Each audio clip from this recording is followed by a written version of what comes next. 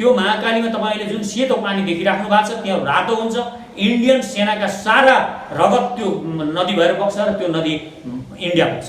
त्यो जुन बाटो बनाएका छन् यो भारतको मृत्युरेखा हो र कुनै दिन भारत र इन्डिया र चीनको लडाईँ भयो भने त्यही बाटो भएर त्यही जुन मार्ग यिनीहरूले बनाएका छन् त्यही मार्ग भएर त्यही बाटो भएर चीनका ट्याङ्कहरू दिल्ली पुग्छन् र दिल्लीलाई हान्छन्। लेन्डुबेहरूलाई प्रयोग गरेर यहाँका बौद्धिक भनिएका बौद्धिक दासहरूलाई भारतको विचार लिएर नेपालको विरुद्धमा विषबमन गर्ने यी दासहरूलाई उनले प्रयोग गरेर नेपाल क्याप्चर गर्न खोजेको हो। लडाईँ गरेर पहिल्यै भारतले युद्ध गरेर नेपाललाई जित्न सक्दा पनि सक्दैन। यसको लागि चाहिँ नेपाली जनता एकदमै रिजर्भमा बस्नुपर्छ। हामीले यदि नाकाबन्दी लाग्यो भने हाम्रो मुस्ताङमा नुन पाइन्छ, पत्थरी नुन, त्यो नुन खाने अहिलेदेखि अब व्यवस्था मिलाउनुपर्छ। हामीले 1 लाख सेना एकैचोटि नेपालमा पठायो, 10-10, 20-20 हजारको टुकडी 5 ठाउँबाट पठायो भने हामी एकैचोटि फेरि 10,000 लिएर जाँदैनौँ। हाम्रा 100 मात्र छापामारहरू उभिन्छन् सडकमा। सडकमा भनेको छापामार युद्ध ठाउँ ठाउँमा हाम्रा 100 जना 10,000सँग भिड्नको लागि हामी गोर्खालीको सेना 100 मात्र अगाडि मैदानमा जान्छ र त्यो 100 जनाले 5,000 मार्छ र 5,000लाई भगाउँछ। एन्टी ट्याङ्क मिसाइल हुनु पर्यो हामीसँग सबै किसिमका एन्टिक्राफ्ट मिसाइल। तराईबाट जब इन्डियाको सेना अगाडि बढ्यो मानिलिनुहोस् त्यो चिहान भयो नेपाली। जसरी भियतनाममा अमेरिकी सेनाको चिहान भएको थियो त्यसरी नि यहाँ सेना साँच्चै नै भारतको सेना बढ्ने हो भने यो नेपाल भारतीय सेनाको इन्डियन सेनाको चिहान बन्छ। यो जङ्गली हात्ती मात्र पनि होइन, यो बौलाएको जङ्गली हात्ती हो। त्यसकारण यो जसरी हुन्छ हामीलाई खिच्न चाहन्छ उसको अन्तिम लक्ष्य भनेको नै हामीलाई निमिट्यान्न पार्नेछ। भारतसँग त हामी आरामले लड्न सक्छौँ, हामी लड्छौँ र जित्छौँ पनि। तर यहाँका लेन्डुबेहरू छन्, यहाँका दासहरू झन्डै 10,000 20,000 यहाँ बौद्धिक दासहरू पनि बनाइएको छ। एकदमै गाह्रो परेको थियो। त्यो बेला नाकाबन्दी लगाए र यो देशलाई जर्जर बनाउन खोजे। अहिले त्यो बाटो त्यो नक्सा भनेको पनि नेपालको विकास रोक्ने, नेपालको समृद्धि रोक्नलाई हो भारतले। हामीलाई त्यहाँ किन राखिएको छ भने पहाडमा हामी गुरिल्ला युद्ध गर्नको लागि यो गोर्खाली सेना भनेको गुरिल्ला युद्ध गर्नको लागि ब्रह्माण्डमा यसलाई कसैले जित्न सक्दैन। गुरिल्ला युद्धमा त्यति सशक्त सेना हुन्छ छ।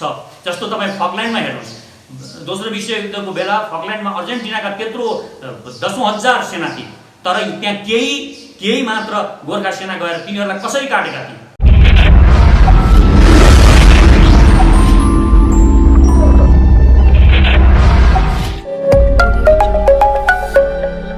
म सचेत नेपाली महाअभियानका संयोजक पनि हुनुहुन्छ पुण्य प्रसाद परसाई। स्वागत छ पुण्य सर। धन्यवाद। आराम हुनुहुन्छ? एकदम ठिक छ। लकडाउन छ देशमा चाहिँ कस्तो छ दिनचर्या, तपाईँले कसरी बिताउनु भएको छ? मेरो त बढी पढ्ने नै हुन्छ, म बढी जसो पढेर समय बिताउने गर्छु। अहिले देशभरिका साथीहरू जोडिराख्नु भएको छ, त्यो भएर देशभरि म बात गरिरहेको छु। सबैतिर हामी समर्थन गरिरहेका छौँ अहिले र जोडिरहेका छौँ हामी। जस्तै मैले भनिसकेँ म सचेत नेपाली महाअभियानका संयोजक पनि हुनुहुन्छ। जस्तै अहिले त अभियानहरू च्याउसरी पलाएको छ, ठाउँ ठाउँमा टोल टोलमा अभियानहरू यस्ता चाहिँ अभियानहरू पलाएका हुन्छन्। त ती अभियानहरूले खास नेपाली जनताको हितमा कसरी हुन सक्छन् र तपाईँको अभियान त्योभन्दा पृथक कसरी हुन सक्छ थोरै बताइदिनुहोस् न। पहिलो कुरा के हो भने अभियानहरू हुनुपर्छ, किनभने यी अभियानहरू भनेका सीमान्तकृत गरिब निमुखा दलितहरूको आवाज बोल्नको लागि भनेर सबैजनाले त्यो भावले खोल्नु भएको हो, त्यो भावले अगाडि आउनु भएको होस्, जो पनि खोलिराख्नु भएको छ। उहाँहरूको मनमा के छ भने देशको केही राम्रो होस्, देशका जनताहरू जो दुःख पाइरहेका छन् तिनीहरूको आवाजहरू बोलिदिनको लागि यी अभियानहरू आएका हुन्। जस्तो के हुन्छ, सरकारमा बस्ने मानिसहरू, सरकारका मानिसहरूलाई के हुन्छ भने उनीहरू धेरै माथि बसेका हुन्छन्, उनीहरू सत्तामा हुन्छन्, मस्त हुन्छन्, उनीहरू मोज मस्तीमा भइरहेका हुन्छन्, उनीहरूलाई सबै किसिमको सुविधा हुन्छ। तल्लो मानिसहरूको आवाजहरू उनीहरूले सुन्न सकिरहेका हुँदैनन्, ती आवाजहरू त्यहाँसम्म पुग्न सक्दैनन् र ती आवाजहरू यस्ता अभियानहरूले सरकारसम्म पुर्याउने हो। त्यसकारण सरकारलाई यस्ता आवाजहरू तल गरिबहरूका निमुखाहरूका ती चप्पल नभएका, खुट्टामा चप्पल नभएका गरिबहरूका जो भोकै काम गरिरहनु भएका छ तिनीहरूको आवाज सरकारसम्म पुर्याउनको लागि, शक्तिसम्म पुर्याउनको लागि यस्ता अभियानहरू जरुरी छ। यी टोल टोलमै हुनुपर्छ, गाउँ गाउँमा हुनुपर्छ, देशभरि हुनुपर्छ। एकदम हरेक देशको जनता अभियन्ता हुनुपर्छ एउटा।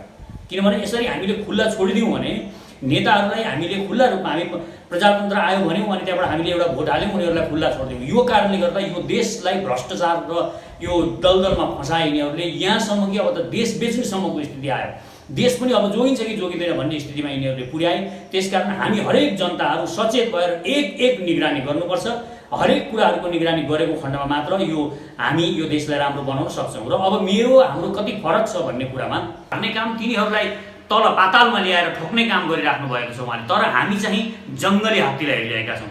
जङ्गली हात्ती भनेको एउटा जङ्गली पागल हात्तीले हाम्रो सानो देशलाई, हाम्रो यो महान र सानो घरलाई बर्बाद पार्न लागिरहेको छ, खान लागिरहेको छ, यसलाई भत्ताभुङ्गा पार्न आँटिरहेको छ र त्यसमा हामी फोकस छौँ। र कसरी हुन्छ त्यसलाई, त्यो जङ्गली हात्तीलाई खेद्ने अर्थात् खेद्न प्रयास गर्ने र भएन भने मार्ने नै, मार्न सकिएन भने खेद्ने, यो कसरी गर्ने भनेर हामी लागिरहेका छौँ। र यसको लागि हामीले यो देशको सेनालाई एकदम सशक्त बनाउनुपर्छ। यो देशका सबै नागरिकहरूले यो देशको सेनालाई शक्तिशाली र पावरफुल बनाउनको लागि विश्वको महान र शक्तिशाली सेना जस्तै हाम्रो देशको सेनालाई पनि बनाएर हाम्रो स्वाभिमान उच्च राख्न र त्यो जङ्गली हात्ती जो हामीमाथि आक्रमण गर्न आइरहेको छ त्यो जङ्गली हात्तीलाई हान्नको लागि हामी सारा जनताहरूलाई प्रेरित गरिरहेका छौँ र त्यो प्रकारको वीरताको सञ्चार गर्न हामी लागिरहेका छौँ। ठ्याक्कै जङ्गली हात्ती भनेर इङ्गित गर्दै हुनुहुन्छ, ठ्याक्कै बताइदिनुहोस् न को हो त जङ्गली हात्ती चाहिँ? होइन, यो त देखिरहेको छ अहिले हाम्रो त्यत्रो जग्गा मिचिएको छ।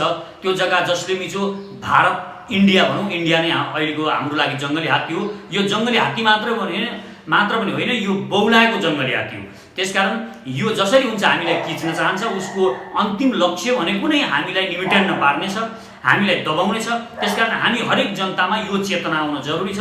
त्यसैले म कराइरहेको, म सचेत नेपाली, हामी हरेक सचेत हुनुपर्छ र यस्ता जो पनि यस्ता मान्छेहरूलाई प्रश्रय दिने, यो जङ्गली हात्तीलाई प्रश्रय दिने र यसलाई बढ्नको लागि र हाम्रो घर भत्काउनको लागि पोषण दिने खालका जति पनि विचारकहरू छन् यो देशभित्र पनि, जो अनेक खालका विचारहरू उनीहरू यसै बोलिरहेका हुन्छन् कि यो देशमा केही पनि छैन, यो देशमा केही हुँदैन, हामीले भारतकै भर पर्नुपर्छ, नभए हामी सक्दैनौँ, हामी केही पनि गर्न सक्दैनौँ भन्ने जुन विचारको सम्प्रेषण गर्न खोजिरहेका छन्, हामीलाई कमजोर बनाउन, हामी कमजोर छौँ, हामी केही पनि गर्न सक्दैनौँ, उसँग हामी पहरासँग ठोकिनु जस्तो हो मात्र भनेर यहाँ एक किसिमको विचार सम्प्रेषण गर्न खोजिरहेका छन्। त्यो विचारलाई म टक्कर दिन चाहन्छु। त्यो विचारको ठाउँमा म नयाँ विचार राख्न चाहन्छु। नयाँ विचार के हो भने हामी महान छौँ, हाम्रो इतिहास पनि महान छ। हामीले किराँत कालदेखि विश्वमा एउटा ग्रेटर नेपाल बनाएका थियौँ। राजा यलमले किराँत कालदेखि यो महान एउटा राज्य बनाएको देश हो। मानदेवदेखि हुँदै राजा जनकपुरमा राजा जनकले हुँदै पृथ्वीनारायण शाहले आधुनिक यो महान नेपाल बनाउनु भएको थियो। त्यसकारण यो महान नेपाललाई हामी फेरि महान बनाउनको लागि हामीमा यो विश्वासको जरुरी छ।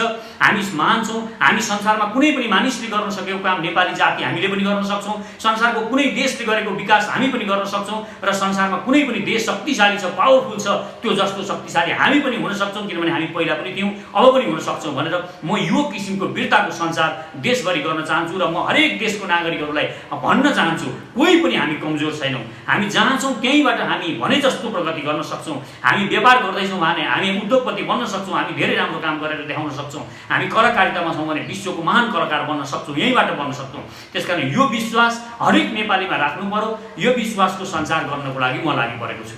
पछिल्लो समयको अवस्था चाहिँ नेपाल सरकारले चाहिँ नयाँ नक्सा सार्वजनिक गरेको छ, जुन लिपुलेख, लिम्पुवाधारा र कालोपानीको जुन चाहिँ जग्गा जोडेर चाहिँ नयाँ नक्सा सार्वजनिक गरेको छ नेपाल सरकारले। त्यही सार्वजनिक गरे पछाडि भारतले एकाएक हलचल मचेको छ र भारतले एकदम पेलिरहेको अवस्था जस्तो देखिन्छ नेपालमा चाहिँ। तपाईँको धारणा चाहिँ के छ? होइन, उसले अहिले मात्र हामीलाई दबाउन खोजेको होइन, उसको इतिहासदेखि नै यही छ। हेर्नुहोस्, यो त अहिलेको इतिहास होइन, यो त किराँत कालमा पुग्नु भयो भने पनि भारतले यहाँ नेपाललाई दबाउन खोजेको छ। जस्तो किराँत काल, म इतिहासदेखि नै अलिकति कुरा गर्छु, यो छोटोमै म सघाउँछु। जस्तो हेर्नुहोस्, इतिहास कालमा तपाईँ शिवजीले सतीसँग विवाह गर्नुभएको थियो। सतीको बाबु दक्ष प्रजापति भनेका को थिए? ती इन्डियाका राजा थिए। इन्डियाका राजा थिए। दक्ष प्रजापतिले जब शिवजीको सतीसँग प्रेम विवाह भएको थियो, सम्मान दिएन, न शिवजीलाई सम्मान दियो न सतीको सम्मान भयो। त्यस पछाडि शिवजीले अत्यन्त रिसाएर दक्ष प्रजापतिको टाउको काट्नु भयो र त्यहाँ बोकाको टाउको जोडिदिनु भयो। यो इतिहासको कुरा हो। अब अर्को फेरि त्यहाँदेखि तल आउने हो भने हामी अझै जाँदै गर्दै हो भने हामीले चाहिँ उनीहरूलाई सधैँ सहयोग गरिरहेको छ, चाहे जुनसुकै अवस्थामा हो। अब दोलखमा हामीले, जनकपुरमा हामी जुन इतिहास छ, हाम्रो मिथिलाको एउटा महान इतिहास छ, त्यो इतिहासमा तपाईँ हेर्नुहोस्, त्यो इतिहासमा पनि के भएको छ? राजा जनक रामसँग आफ्नो छोरीको विवाह गर्न चाहनु हुँदैन थियो। स्वयंवरको बेला उहाँले रामलाई बोलाएको पनि होइन, तर उनीहरू जबरजस्ती टाङ अडाउन आइपुग्छन्। जहिले पनि इन्डिया जबरजस्ती यहाँ टाङ अडाउन आइपुग्छ। त्यो बेला पनि रामलाई वाल्मिकीले जबरजस्ती स्वयंवरमा लिएर आउनुभएको। जनकपुरमा राजा जनकले नचाहँदै ल्याउनु भएको थियो र वाल्मिकी जस्तो अब नेपालकै गुरु हुनुहुन्थ्यो, उहाँ नेपालीको छोरो हुनुहुन्थ्यो, हाम्रो जिममा त उहाँको यही नेपाली रगत थियो हाम्रो। त्यो भएर उहाँको कुरा सुनेर ज्ञानी मान्छेको कुरा राम्रै मान्छे ल्यायो होला भनेर राजा जनकले विवाह गरिदिनु भयो। तर उनीहरूले के गरे? सीतालाई हेर्नुहोस् तपाईँ, सीतालाई ठिक छ आफ्नो पतिसँग जङ्गलमा त जानुभयो, तर त्यत्रो दुःख गरेर आइसकेपछि उनीहरूले जब बच्चा थिए पेटमा सीतामाईका लवकुश 2टा बच्चा थिए, त्यो बेला उनीहरूले देश निकाला गरे। यो यसरी यो सिलसिला छ। र अहिले तपाईँ हेर्नुहोस्, आधुनिक भारतको कुरा गर्ने हो भने पनि तपाईँ जब हरालाल नेहरूले के गरेका छन्, उनले नाकाबन्दी लगाए, त्यसबाट उनकी छोरीले नाकाबन्दी लगाइन् इन्दिरा गान्धीले, त्यसबाट तिनका अर्को छोरा राजीव गान्धीले नाकाबन्दी लगाए। अहिले हुँदाहुँदै मोदीले हामीले भगवान जस्तो यो देशको जनताले पूजा गरे, यो देशका जनताले हाई यत्रो मोदी जिन्दाबाद भनेर नारा लगाउँदै हिँडे, सदनमा पनि उनको यस्तो प्रशंसा भयो। तर हामीले जुन बेला भूकम्प आएर यो देशलाई एकदमै गाह्रो परेको थियो, त्यो बेला नाकाबन्दी लगाए र यो देशलाई जर्जर बनाउन खोजे। अहिले त्यो बाटो, त्यो नक्सा भनेको पनि नेपालको विकास रोक्ने, नेपालको समृद्धि रोक्नलाई हो। भारतले जहिले पनि भारतले नेपालको समृद्धि कहिल्यै पनि चाहँदैन, इतिहासदेखि नै यो छ र उनीहरू अहिले पनि यही चाहन्छन्। किनभने त्यो बाटो जुन उनीहरूले बनाएका छन्, देशका जनताहरूलाई त उनीहरूले भ्रम पारेका छन्। भारतका जनताहरूले यो सामरिक महत्त्वको ठाउँ हो, हामी चीनसँग लड्नको लागि हो भनेर उनीहरूले हामीलाई भ्रम पारेका छन्। तर वास्तविकता के हो भने नेपालको पर्यटन जुन छ, जुन कैलाश जानको लागि नेपालको बाटो भएर मानिसहरू, इन्डियाका मानिसहरू जान्थे, त्यो 2 रुपियाँ 4 रुपियाँ पैसा नेपालमा आएको पनि उनीहरूलाई सह्य भएन र उनीहरूले त्यो बाटो आफ्नै बाटो मार्फत उनीहरूले लानलाई गरेका हुन्। वास्तवमा नेपालको पर्यटनलाई ध्वस्त पार्नको लागि उनीहरूको खेल हो यो। र उनीहरू जहाँसम्म अहिले सामरिक कुराहरू गर्छन्, सामरिक महत्त्वको छ यो ठाउँ, एकदम हाम्रो लागि हो भन्छन्। तर तपाईँलाई म सधैँ भन्ने गरेको छु, त्यो जुन बाटो बनाएका छन् यो भारतको मृत्युरेखा हो। र कुनै दिन भारत र इन्डिया र चीनको लडाइँ भयो भने त्यही बाटो भएर, त्यही जुन मार्ग यिनीहरूले बनाएका छन्, त्यही मार्ग भएर, त्यही बाटो भएर चीनका ट्याङ्कहरू दिल्ली पुग्छन् र दिल्लीलाई हान्छन्, दिल्ली सखा पार्छन्। त्यसकारण यो बाटो भारतको लागि पनि हानिकारक छ। यहाँका रणनीतिकारहरू त्यहाँका गलत छन्।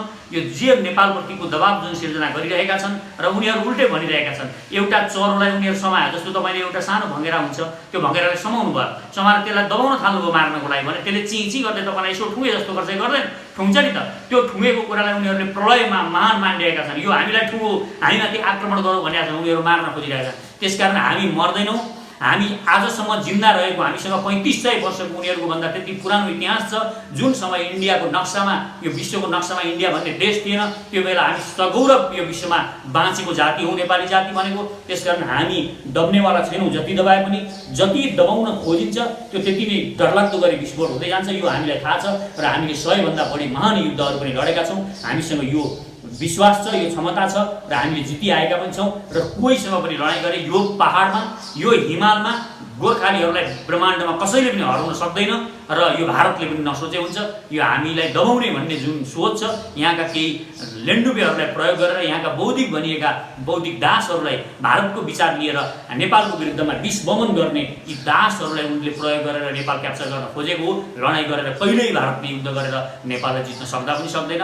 र हामी यो दबिने भनेको यहाँको दास मानसिकतावाला केही मानिसहरूको कारणले हामीलाई अप्ठ्यारो परिरहेको छ। भारतसँग त हामी आरामले लड्न सक्छौँ, हामी लड्छौँ र जित्छौँ पनि।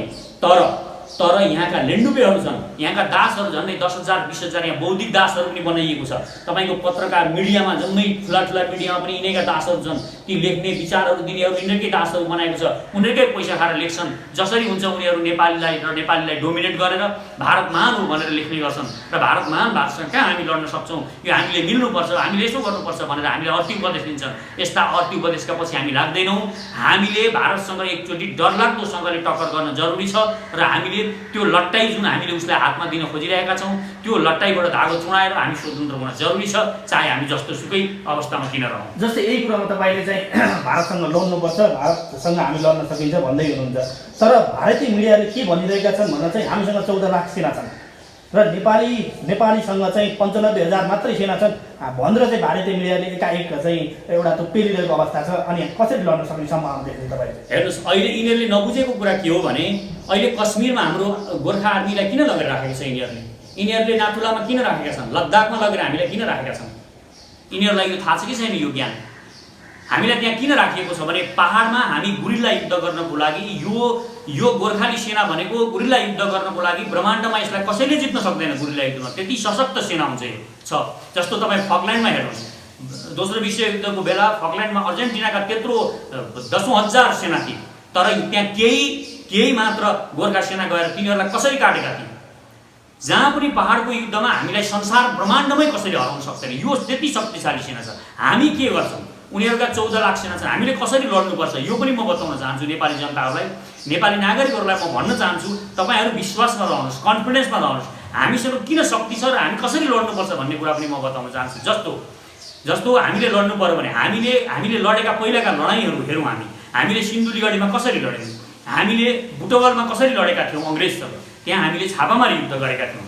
छापामार युद्ध गर्नमा हामी खप्पिस छौँ, यो कुरा हामीले बुझ्न जरुरी छ। र छापामार युद्धमा त्यहाँ उनीहरूलाई त्यत्रो धेरै सेना, 10,000 सेना लिएर आएका थिए, तर हाम्रा 500 पनि सेना थिएनन्। हामीले काटेर उनीहरूलाई पठाएका थियौँ। आज तपाईँ बुटवलको एरियामा जानुभयो, त्यहाँ आज पनि सम्भवतः त्यहाँ इङ्ल्यान्डका गोरेहरूका लासहरू आज पनि भेटिन सक्छन्। 2500 भन्दा बढी सेना, उनीहरूका सेनालाई हामीले त्यहाँ काटेको थियो। हाम्रा गोर्खा सेनाले केवल खुकुरीको भरमा काटेको थियो। त्यसकारण अहिले पनि हामीले इन्डियासँग लड्ने भनेको, ल मानिलिउँ उसले 1 लाख सेना एकैचोटि नेपालमा पठायो, 10-10, 20-20 हजारको टुक्री 5 ठाउँबाट पठायो भने हामी एकैचोटि फेरि 10,000 लिएर जाँदैनौँ। हाम्रा 100 मात्र छापामारहरू उभिन्छन् सडकमा। सडकमा भनेको छापामार युद्ध ठाउँ-ठाउँमा हाम्रा 100 जना 10,000सँग भिड्नको लागि हामी गोर्खालीको सेना 100 मात्र अगाडि मैदानमा जान्छ र त्यो 100 जनाले 5,000 मार्छ र 5,000लाई भगाउँछ। त्यही 100 जनाले।